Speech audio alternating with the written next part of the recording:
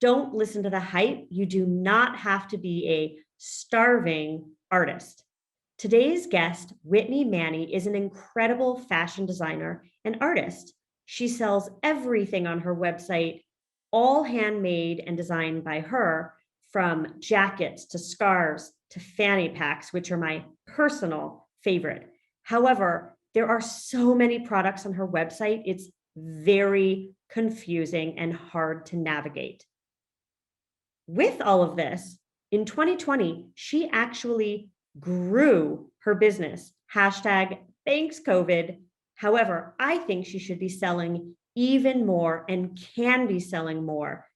So tune in for tips on how to better design your homepage, how to create navigation that truly helps shoppers and increases your sales, how to write better product copy, how to create your personal story on your website that draws people in and really tells them more about you and shows off why you are unique. And I'm going to talk to her a lot about how to stop thinking small in order to grow big. Hello, Whitney. I'm so glad that you are joining us here today on SOS.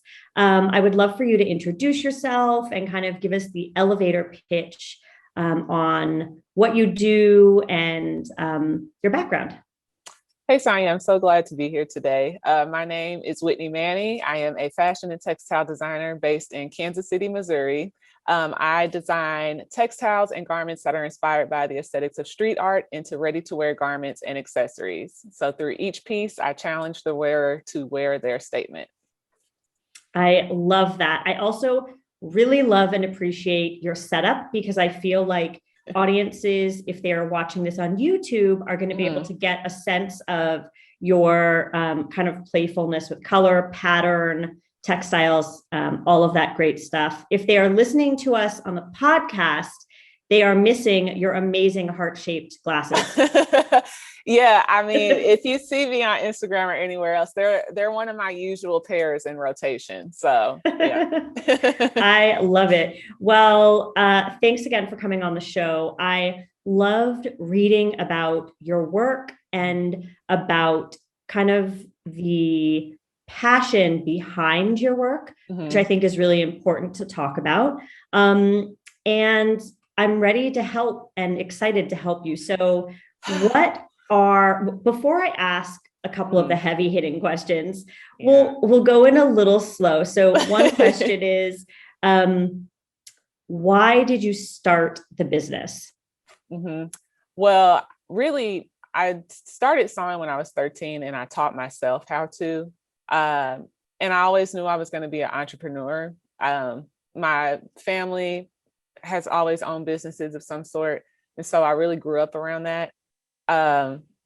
For me, I knew I was going to be a creative of some sort. And honestly, had I not been a fashion designer, I was thinking more a journalism side of fashion. And so I was really on my way to do that. And I said, well, if my portfolio gets accepted to art school, that must mean I should go. And so I went through that, and really my first class within my major's studio, they asked us to introduce ourselves and what we plan on doing. And I was like, my name is Whitney, and I'm inspired by Donatella Versace, Betsy Johnson, and Kimora Lee Simmons, and I'm gonna have a Barbie made like me one day. And that was just it. And I just knew I wanted to create a business based around the fashion that I knew and understood and grew up loving. And I wanted to have like some real fly clothes that wasn't necessarily couture, but wasn't necessarily off the rack. So what does that middle ground look like? Yeah, I love that. Oh my gosh. It's interesting because if people are younger, the Betsy Johnson reference might not even. I know it. Yeah, I'm like the world of like Betsy Johnson, Jeremy Scott, Heatherette, Kimora, like, you know, all them, like that's what I saw on the Style Channel. So yeah, love it. It's basically it's like a 90s aesthetic. And well, Betsy was even 80s aesthetic, which I love. Yeah. Okay. So you went to school, you started sewing and you started making and you turned it into a business. Yes. The big question that I have is, So you've been doing this for a number of years now. Mm-hmm. Yeah. And you are making money, you're selling, Mm-hmm. but it seems like you do some other things as well. So is this your full-time thing, or do you have side hustles as well? I wouldn't say I struggle with that question, but it is a big question because I feel like there's this greater umbrella of WM, and there's so many kind of like streams within there. Because I feel like there is the Whitney Manney, the fashion designer that has the collections and the product lines, but there's also I don't know why, but there has turned into the commercial aspect of me as the artist. Yeah. But in a weird way, I don't feel that those two things are terribly separate. I feel like because it's kind of like, I don't think one would work without the other. Yeah, got it. Yeah, totally. I know exactly what you're talking about, because I have the same way. I have the business, which was the original revenue stream, and then as you become an expert or a leader or a figure, then you have the income stream over here of speaking gigs or being featured in a commercial or a campaign and things like that. Right.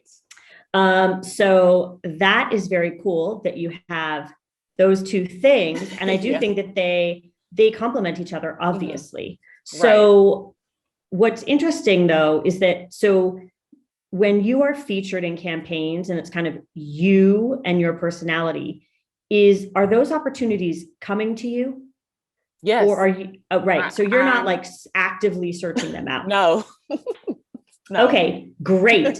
Because then it's not taking up any of your time other than when you take part. Okay, good. So really your business is your full-time gig. Yes. You just get the advantage of also having these extra bits of revenue come in. Yeah, I would say the only part that I kind of feel like is extra work is when it's something that's teaching related. Okay. So, yeah. Okay. Well, I want to dig into your main business then, which is your line. Yes. And so I would love to know what is your number one question? I know what it is, but I'd love for you to let our listeners know. For me right now, and of course, with us being in the pandemic era, I was incredibly surprised with the growth that I saw last year, and really even within the first quarter of this year. And I guess my training has been in the fine art world. And so in that world, you are told you must live and die by your work, basically. You know what I'm saying? So you have to be so super hands-on with everything. I am getting to the point though, where I am noticing where there's points for me to expand, to increase revenue in certain areas, but I am still holding on to everything, me, myself, and I. And that's not healthy, honestly. It's not healthy for me as a person, me creatively, or just my business growth.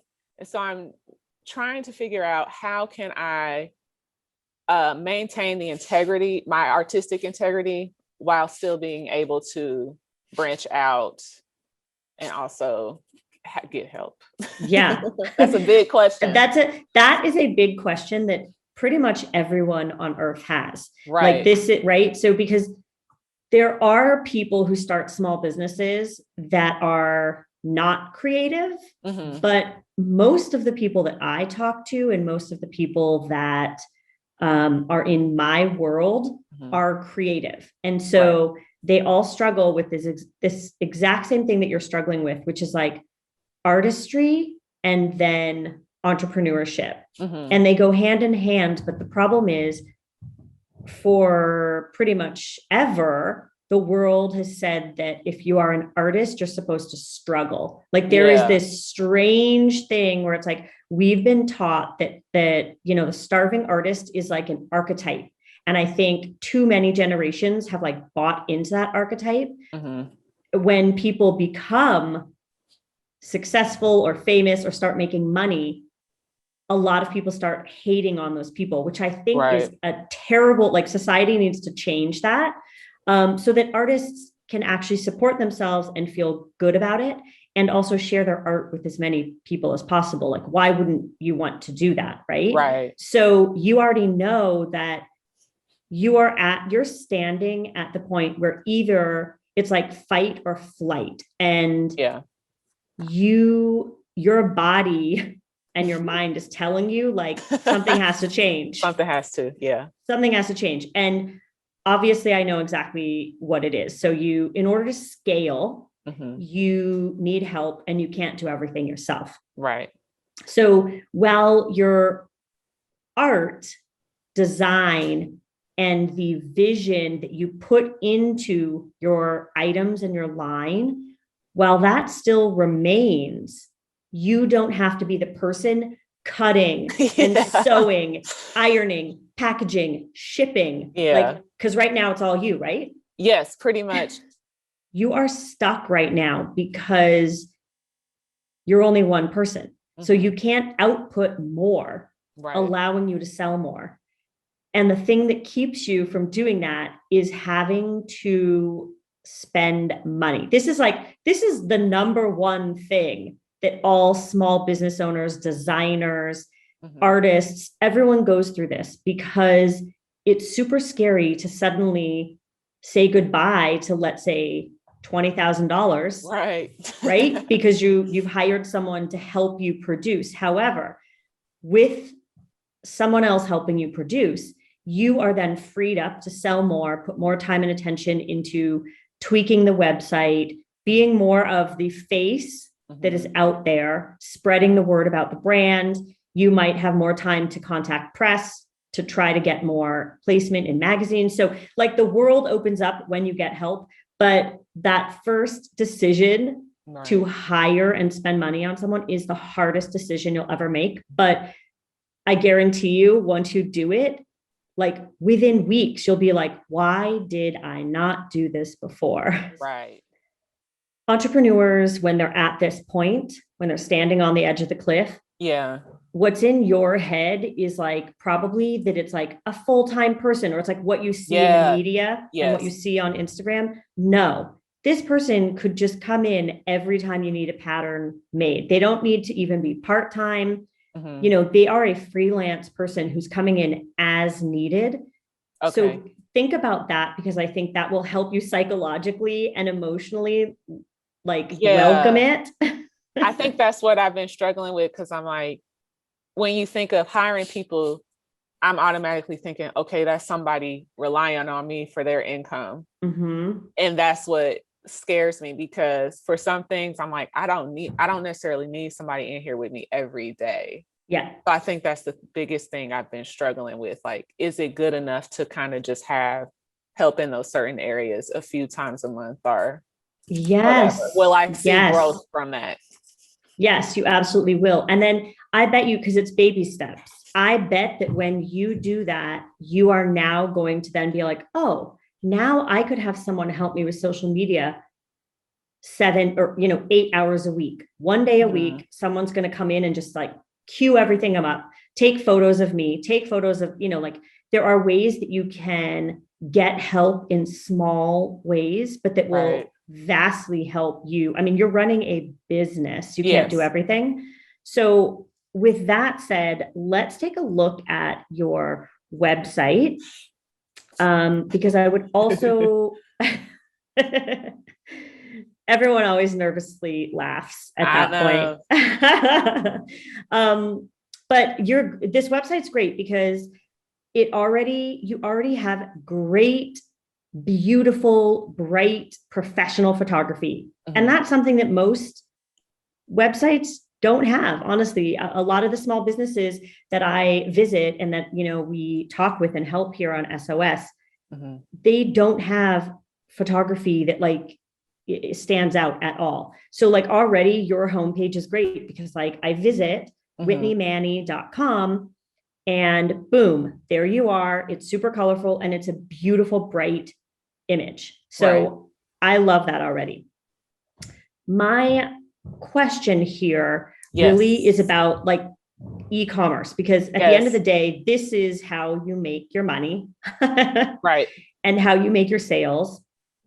And so is everything here on the homepage, or no, if I go to shop, there's like a lot of different more stuff. Yeah.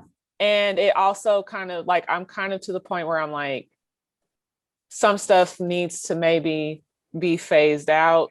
Yeah.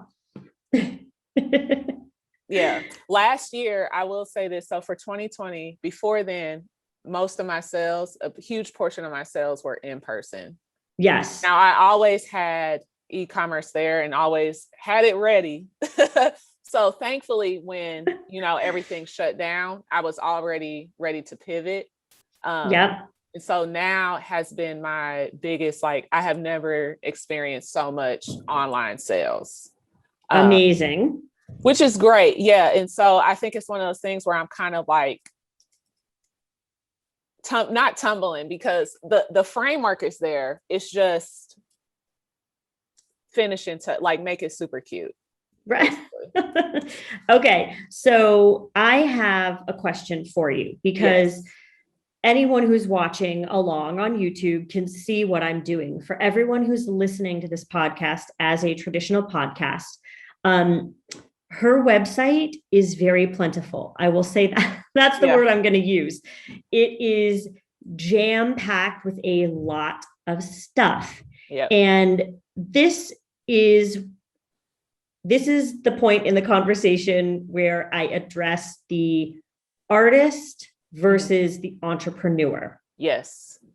Because I can tell that you are absolutely an artist. That is who you are. Mm-hmm. But now that you are wearing the hat of entrepreneur, business owner, you need to sell more, because you need to sustain yourself. Right. You need to get paid. That is the bottom line.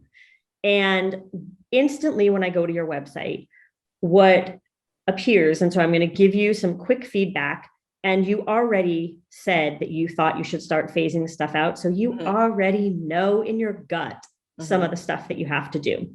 So when I click shop WM, it does have this bar that's like ready to ship, accessories, bottoms, loungewear, one of a kind, outerwear, scarves, space, tops, merch, workshops.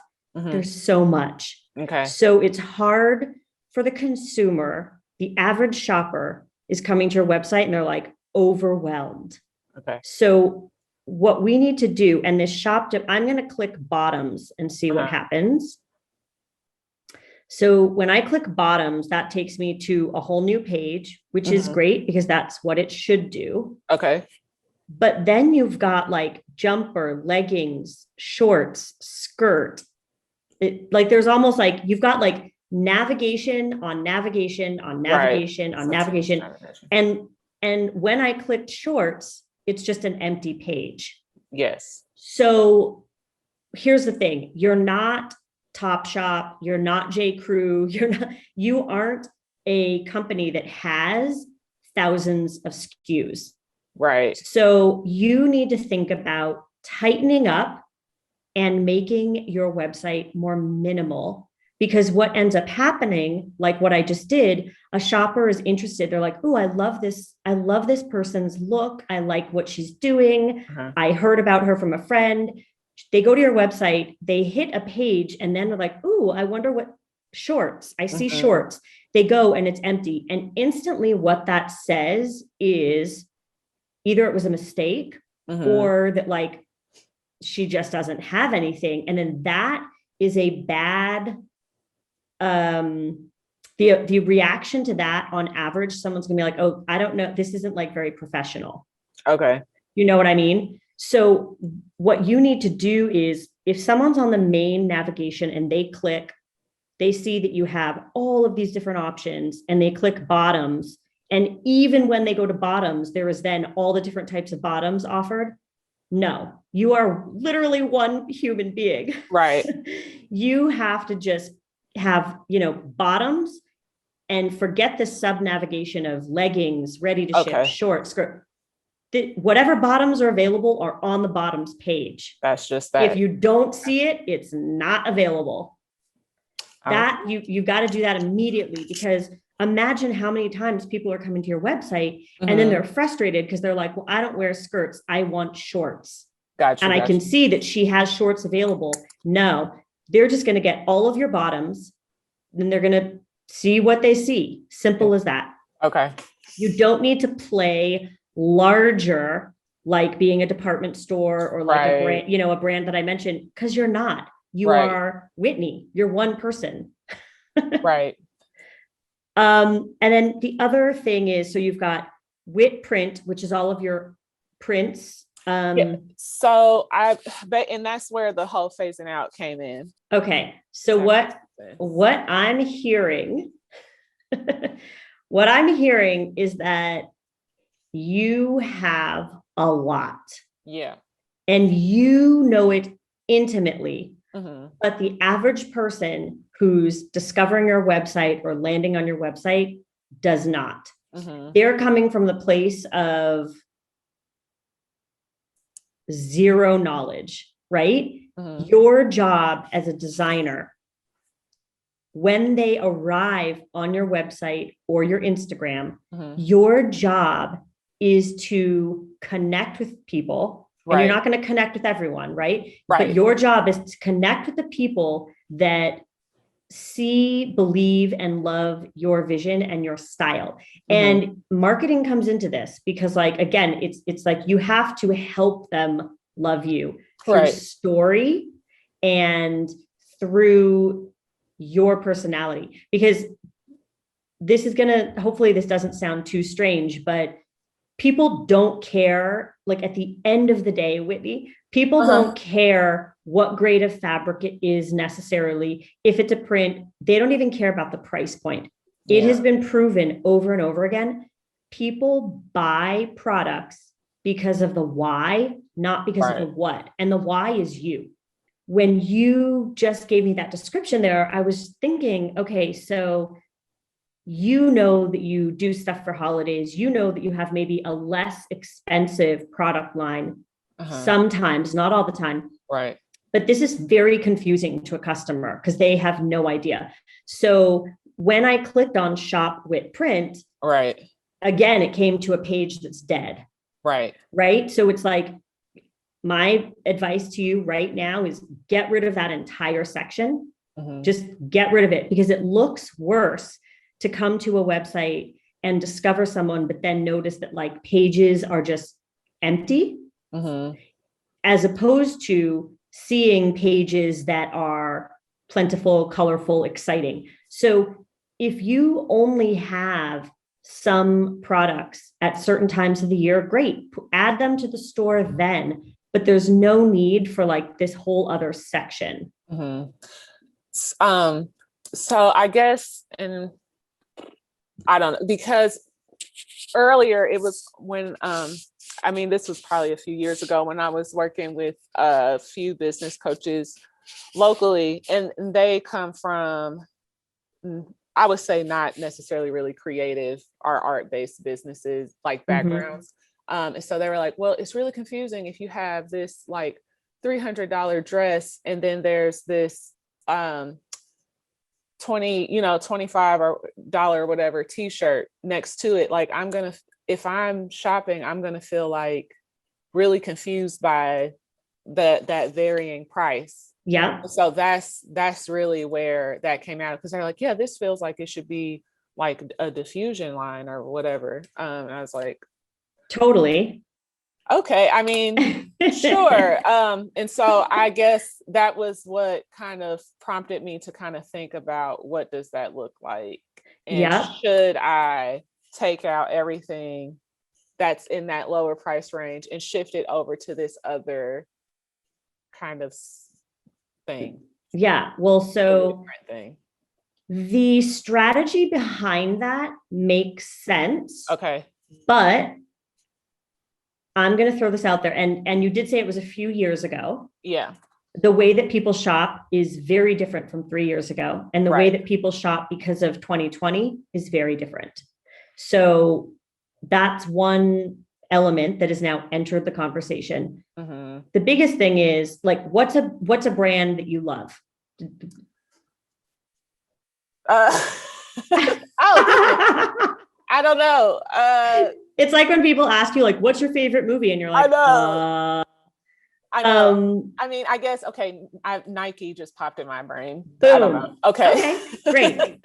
Fantastic. So I guarantee you can go on to Nike right now and potentially find a $250 pair of shoes. Right. Yes. And you can also buy a pair of $7 socks. Right.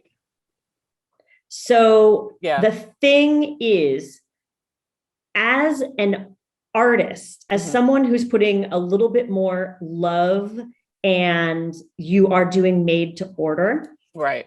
As someone who does that, yes, people need to understand why they're paying more for that, because you are hand making everything, every little element that goes into the act of creating, let's just say, this jacket.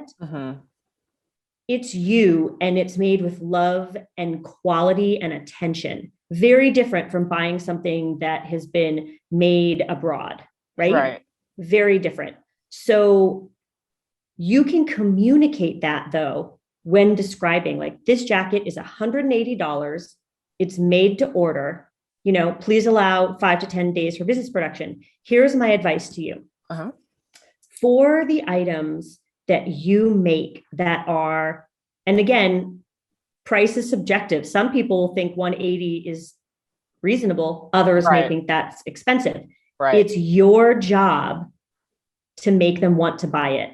It doesn't matter whether they think it's inexpensive or cheap, or like, it's your job to make them want to buy this. So instead of having like it just say made to order, please allow 5 to 10 business days for production. That's a very like cut and dry way of giving that information. So as a consumer, when I first come to this, by the way, I love the Sherpa jacket, and it's corduroy, like it's super cool. It's all mixed. It's very unique. So when I go to that and I see $180, please allow 5 to 10 business days for production. The way that that language appears is that that's a negative.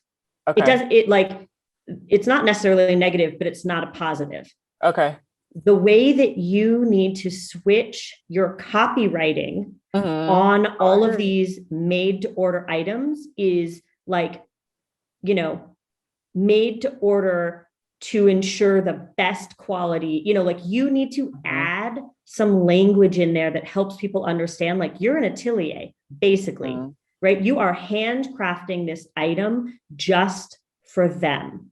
And so there's language around it. And so instead of, you know, please allow 5 to 10 business days for production, it is, you know, this item will take up to 10 business days because, you know, as we prepare every piece to make it custom fit just for you.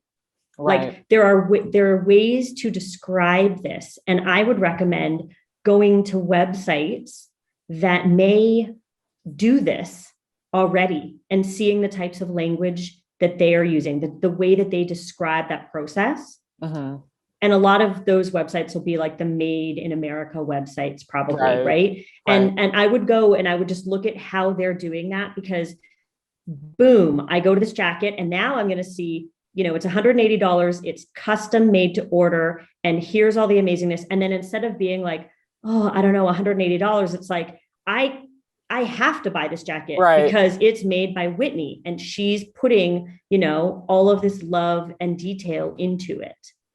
So I think that you just need to switch the language and help people understand the process behind what you're making. And then the cheaper items. So like this comes back to like, even the cheaper items that aren't necessarily handmade, like, you know, maybe if you're selling mugs or if it's notebook, whatever, you still need a description that sounds fantastic, but, you know, you just put a little less energy into the copywriting of it.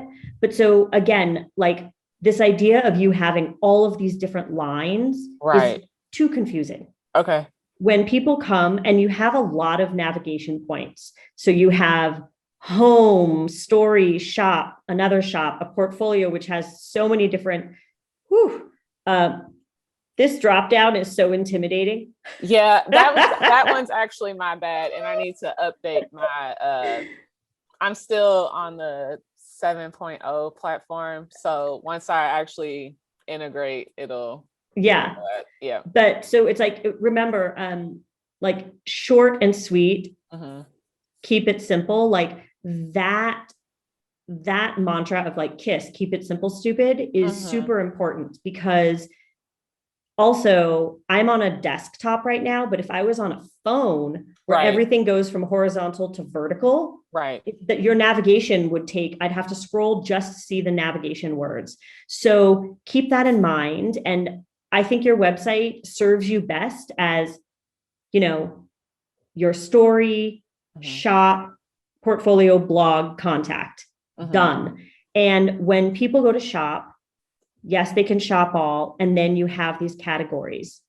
And if there's a category that is empty, for instance, like if you just don't have scarves, you know, like, and also, why is scarves not in accessories? I don't know why I did that. I guess because I got to the point where I was going to honestly ask, because I kind of felt like there's a lot in accessories.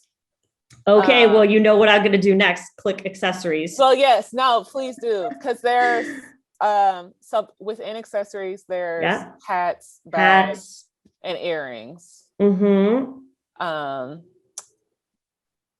Okay. And earrings, I usually I try to keep a lot of those ready to go, because it's easy to get them up.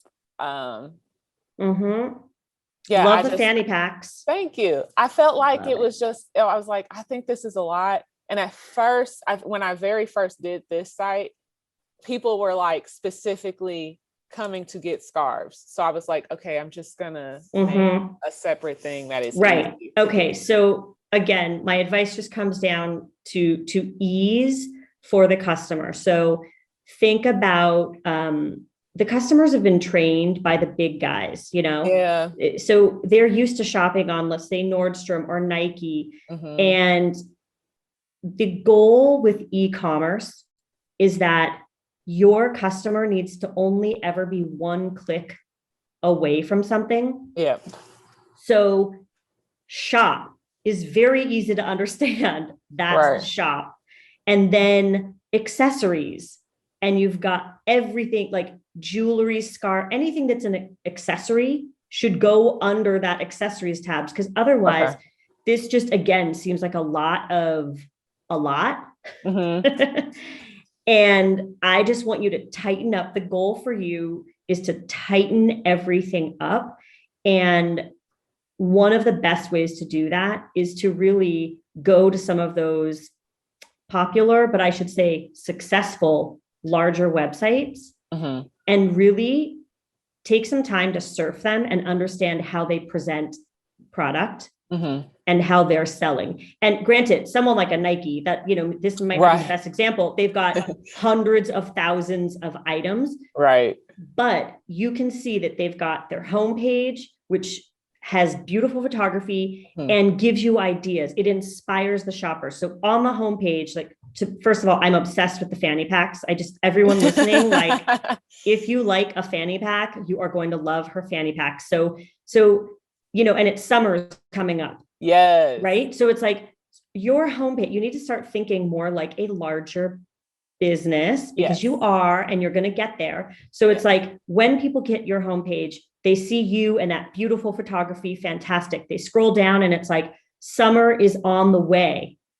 Bucket hats and fanny packs. You're telling people, like, you're telling them that's what you should be buying. They scroll down a little bit more and it's like, find out, you know, the story behind why I started, you know, or find out more, read more about me. Like, you have to then push them. The homepage is the magazine cover. You need to push them to different places to go. So that's all my advice for you, which is really that I think you already know that you need to hire help.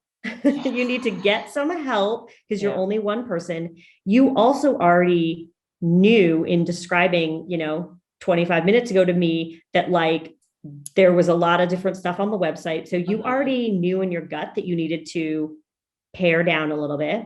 And now I'm just telling you the ways to do that. So just tighten your navigation and don't have so many different pages to maintain, because what happens is when those pages only have 1 or 2 items or 0 items, it looks bad. Okay. But you already are a personality. People are coming to you because of your aesthetic, your look, your art. So you should be very secure in that. Now it's just tightening up this website so that when people come, you're helping them discover like, because this fanny pack, it needs, people need to buy this fanny pack, but they don't know where it is because they have to dig and search through your website. So it's like, just help bring stuff up to the homepage. You feature it every month, change what the homepage looks like. Right. Yes. Yeah. And you're good to go. You need to hire someone to help you. That's the number one thing that you have to do. Yeah. Yeah, that's true. I think the current homepage is probably been up for like 3 weeks now. Which is fine. Yeah. Listen, you're a small business owner. Like I thought you were going to say 3 months. I was going to be like, no, that's okay. No, it hasn't been. Yeah. Cause this is the most recent project. That's great. Yeah. That looks great. Like we only have a couple more minutes, but this looks great because you already understand that idea of like hit them hard when they arrive on the homepage. You hit them with something beautiful that captures their attention. But as they scroll, you need to pull them into your story. And right now, I'm just going to say, once you get past those first couple amazing images, it's kind of a hot mess. Okay. The homepage keeps scrolling. You have too much on there. Okay. So again, like you are your own Nike.com. They would never have all of these different items on their homepage. They're going to tell you as a shopper what you need to buy. This month, it's this. Next month, it's a different type of thing. And also just remember to continually tell your story on the homepage. You aren't necessarily on the homepage right now. And so I want more of your story to be on the homepage because that pulls people in as well. Okay. Yeah. Okay. Okay. I know you got my Instagram open. Yeah. Oh, yeah. How terrible are Okay. Again, this is where someone helping you, like, and you can go to Upwork. It's Upwork, right? Yeah. You can go to Upwork and find people. You can ask on your Facebook page or your Instagram if there's a freelance social media person.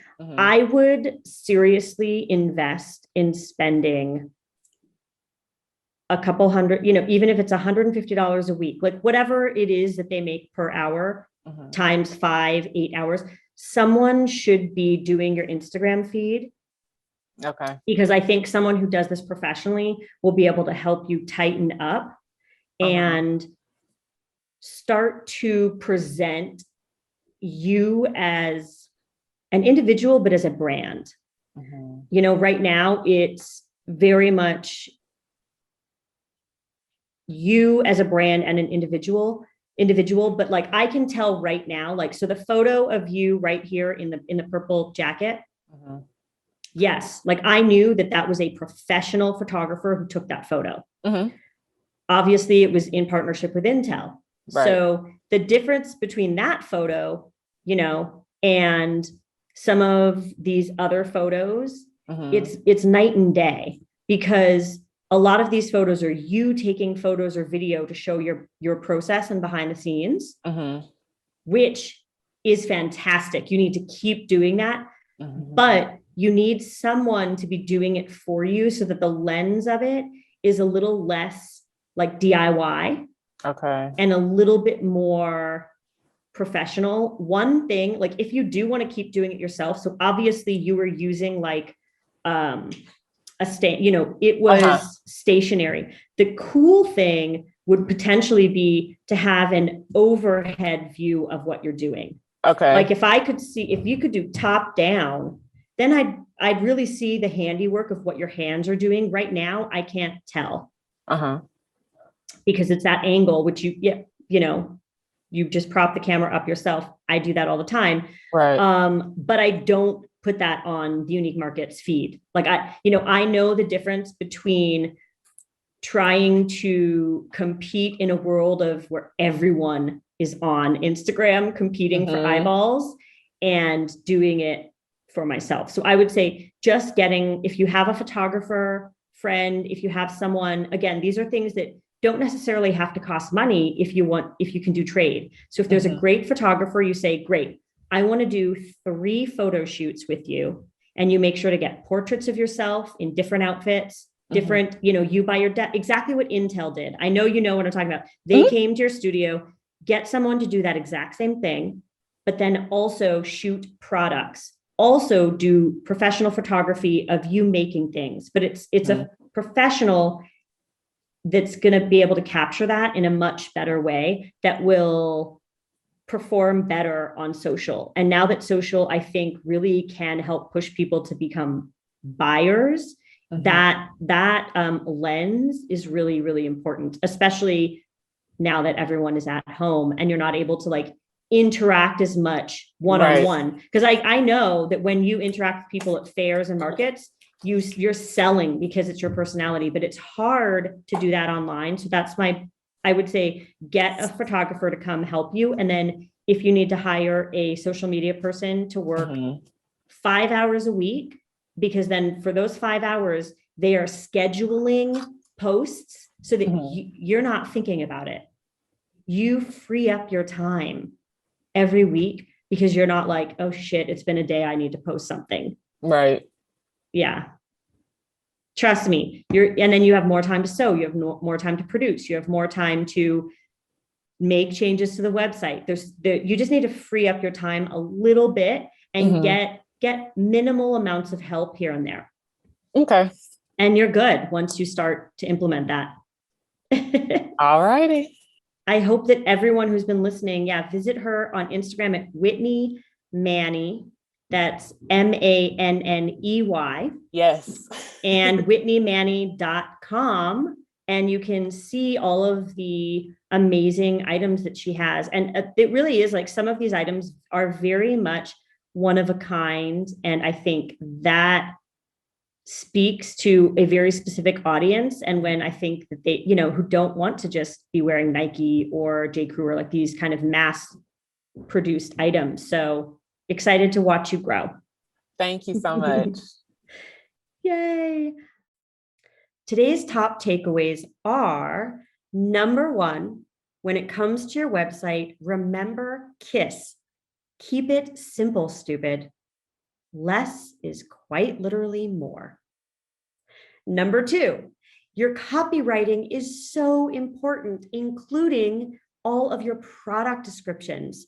You have to entice your customers to buy your product. So instead of presenting a jacket, you need to present what is special about that jacket, especially if it's handmade and customized just for them. Remember, create ways to talk about things in a positive manner, not necessarily a negative or neutral manner. Example is shipping. If something takes 7 days before shipping and you only state it like that, that could make the customer just like, meh, it takes 7 days. That's too long.